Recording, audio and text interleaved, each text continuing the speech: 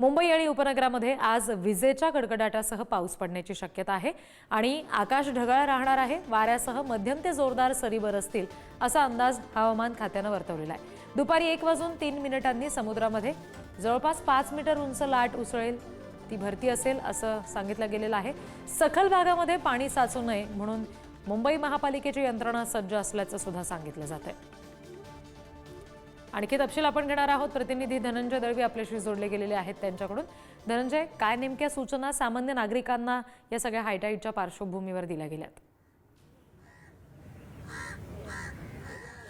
रिद्धी, खरं तर आज हवामान खात्याने मुंबई आणि उपनगराला जर आपण पाहिलं तर हलका ते मध्यम स्वरूपाचा पाऊस आणि काही ठिकाणी जर आपण पाहिलं तर विजाच्या कडकडाटासह पाऊस पडण्याची शक्यता ही हवामान खात्याने वर्तवली। आज जर आपण वातावरण पाहिलं तर ढगाळ वातावरण राहणार आहे आणि सध्या तसंच वातावरण हे मुंबई आणि उपनगराच्या परिसरात पाहायला मिळतं। त्याचबरोबर जर आपण पाहिलं तर आज समुद्रामध्ये 1:03 4.88 मीटरच्या लाटा या उसळण्याची शक्यता आणि याच पार्श्वभूमीवर सतर्कता सुद्धा ही समुद्र किनाऱ्यावर प्रशासनाकडून घेण्यात आलेली आपल्याला पाहायला मिळते। सध्या आपण जर पाहिलं तर समुद्रामध्ये जर आपण पाहिलं तर आता 1:03 जवळपास ही भरतीला सुरुवात होईल। सध्या हा समुद्र आपल्याला तसाच जो आहे ती भरतीला सुरुवात झालेली पाहायला मिळते आणि हळूहळू ही वाढ जी आहे पाण्यामध्ये पातळीमध्ये वाढ होताना सुद्धा आपल्याला पाहायला मिळेल। आणि त्यानंतर जर आपण पाहिलं तर 1:03 जवळपास 4.88 मीटरच्या लाटा या आपल्याला मुंबईच्या किनारपट्टीवर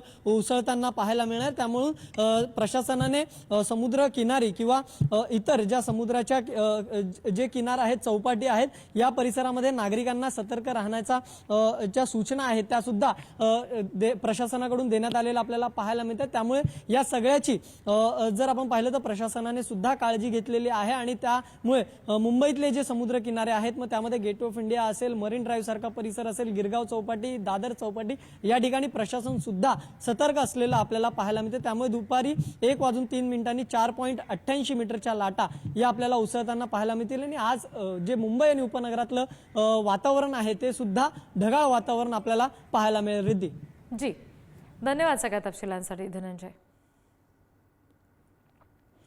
पुढे